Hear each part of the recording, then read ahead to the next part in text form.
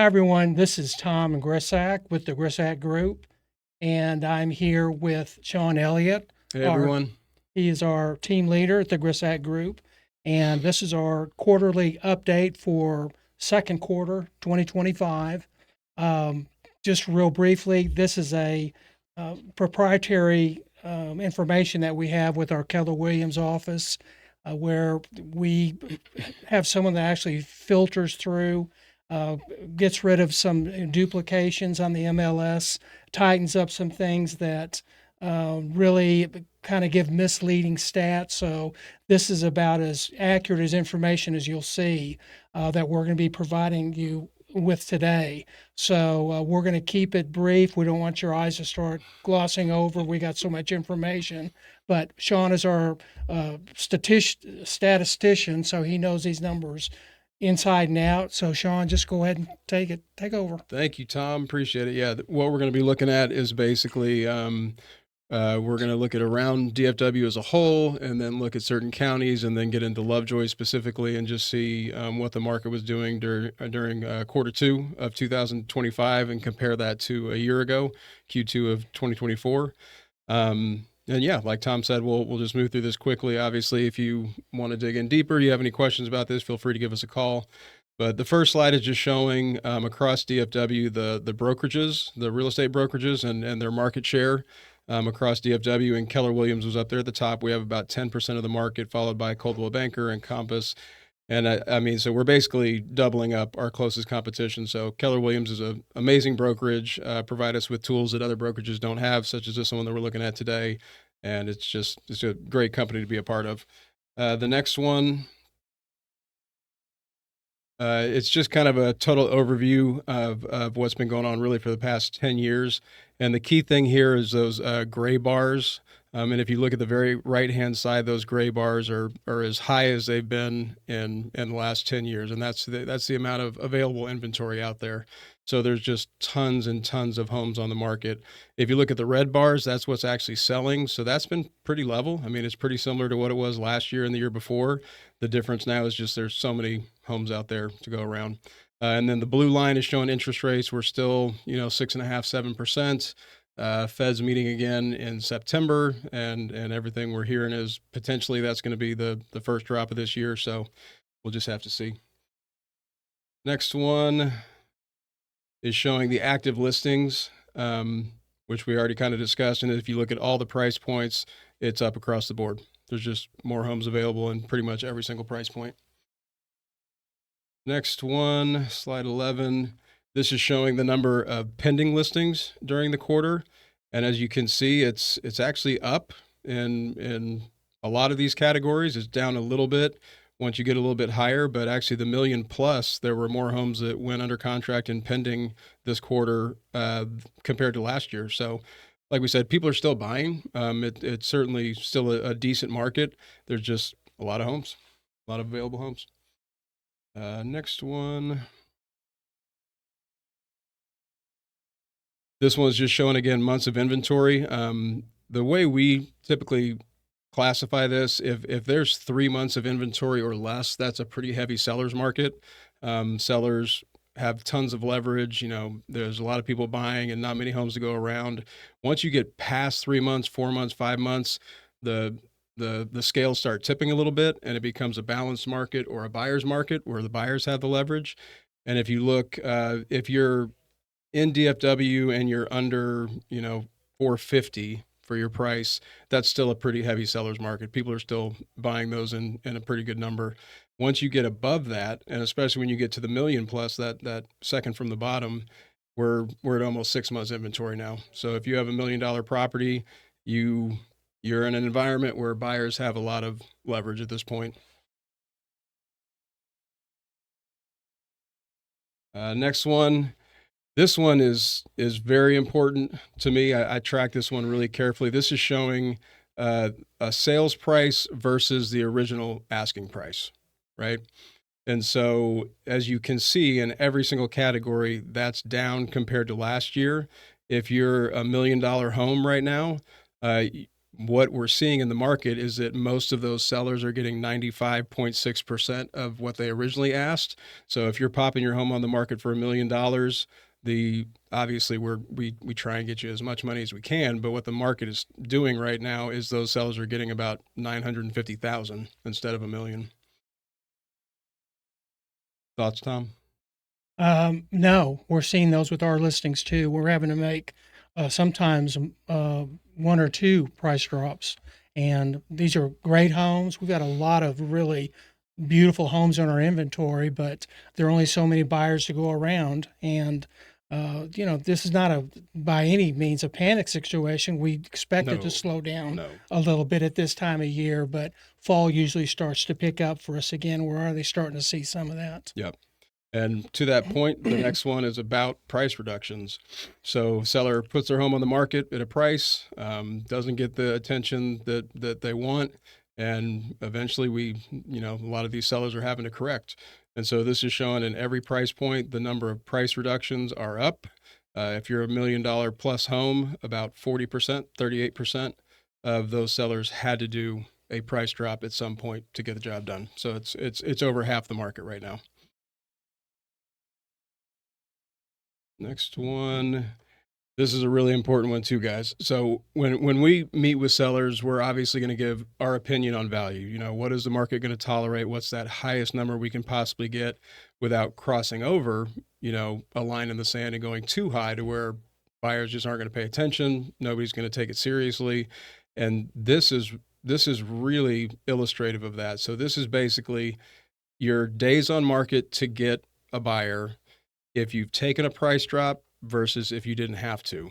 So if you look at these, if a home was priced correctly the first time and there was no price drop needed, those sellers sold in less than 2 weeks.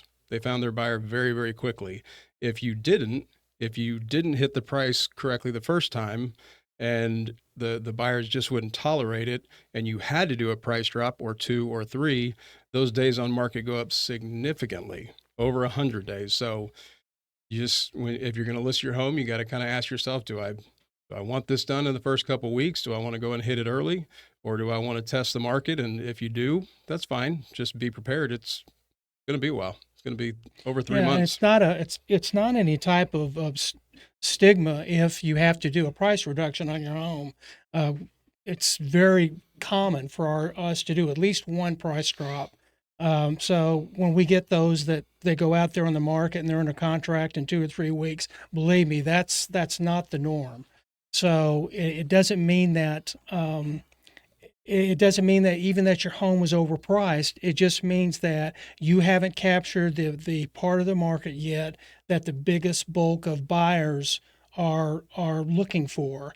And if you make those price drops periodically, you'll eventually, we don't have to tell you, you'll know it. We'll start seeing more showings, we'll start seeing offers, and you'll know when you're in that sweet spot. But what you don't want is have a home that's been on the market for 3 months, 2 months, without any type of price adjustment, because that sends out a signal to buyers and their agents. Either the person can't afford to sell it for anything less, or they're stubborn, or they're just not listening to what the market has to say. So nothing wrong with price drops. It's very, very common for us to do that. Yep. All right. Next one, 24. This is just showing the number of listings that failed, meaning they were on market, they did not sell, and they ended up dropping off MLS. So that's about 30% of the market now. If you're over $1 million, it's almost 40% of the market. So a lot of homes that tried and just didn't get the job done. Next one, something that goes along with being in a balanced or buyer's market is that a lot of buyers now are asking sellers to contribute some money towards their closing costs, bring down their down payment, help pay down their rate, things like that. And as you can see across every category, the amount of seller contributions, the number of times that sellers had to do that to get the job done, it's up across the board.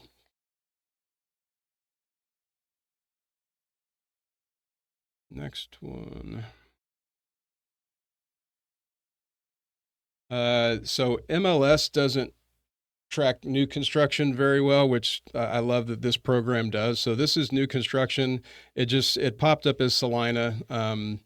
Obviously, that's been an area that's been exploding over the last couple of years, and so to me, I find this pretty meaningful that in Salina right now with new construction, the number of homes available, the amount of inventory the builders have up there, it's up 80% from last year. So builders have been, putting homes out there and just they haven't been selling, so their amount of inventory is really high, and the amount of money that they're getting, the sales price is about 90% of what they started at.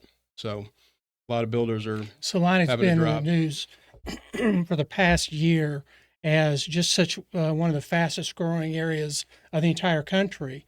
So that's why there's so much construction going on there. But the construction has exceeded the demand, and there's going to be a catching up period.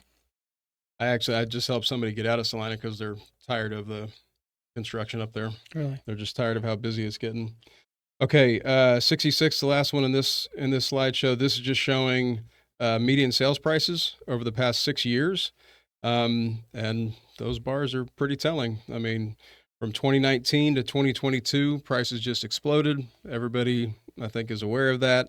And then starting in early 2023, everything just kind of leveled out. Interest rates were high, life was expensive, and we've seen it stay, around that for the past 2 years. So in the second quarter of 2025, median prices across DFW were down a little over 2%. So just kind of leveled out.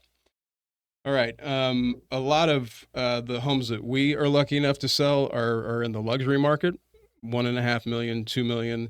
And so this next set of slides just kind of hones in on luxury a little bit. And this first one is just showing again the months of inventory for luxury properties around Dallas. Every single one is in the yellow. If you're over 2 million, it's in the red, 7 months of inventory. So that is definitely a buyer's market right now with that many homes available. And this one just speaks to that. Here's all the active listings, over 700, all the way up over to the 2 million plus category, and amount of inventory is up in every single one. So if you have and I've seen that a lot in Lovejoy specifically, the homes between like 1.3 and 1.9, there's like 50 homes out there. It's a ton. And so that if you're in that 1.5 to 2 range, the amount of inventory is up 37% from this time last year. Next one. What are we doing? 6? Yep. Okay. So again, even though there's a lot of inventory, there are people still buying. So this is showing the luxury properties that went pending in quarter 2. And actually, if you look at that, 1.5 million up, there were more homes that sold compared to last year. So people are still buying. It's just a matter of how many choices they have.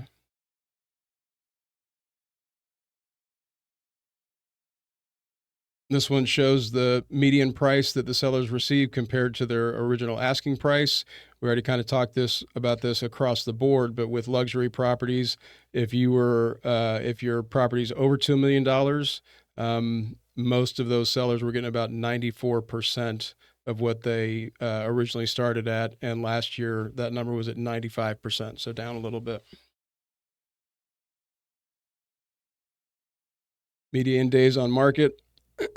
So the lower half of this, median days on market is up, but actually, and this one feels a little bit weird, but 1.5 million and up, the median days on market for the homes that actually sold were down compared to last year.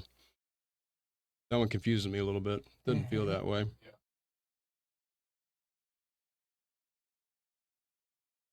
Are we on 11? Okay. So price reductions for luxury properties, this one up across the board. So if your home is over 700,000 and up, about 42% of sellers had to do a price reduction at some point.